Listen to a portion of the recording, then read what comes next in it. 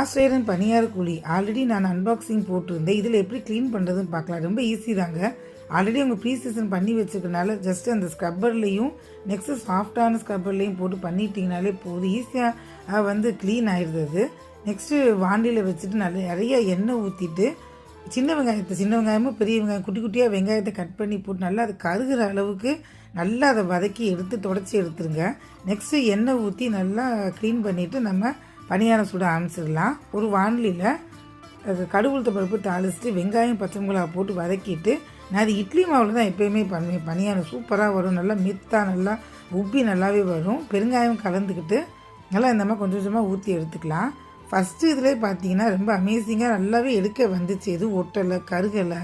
எண்ணெயும் ஜாஸ்தி நான் ஊற்றலை பாருங்கள் மேலே. இப்போ எவ்வளோ ஈஸியாக எடுக்க வருதுன்னு ரொம்ப நல்லாவே இருக்குது. ட்ரை பண்ணி பாருங்கள். தேங்க்ஸ் ஃபார் வாட்சிங்.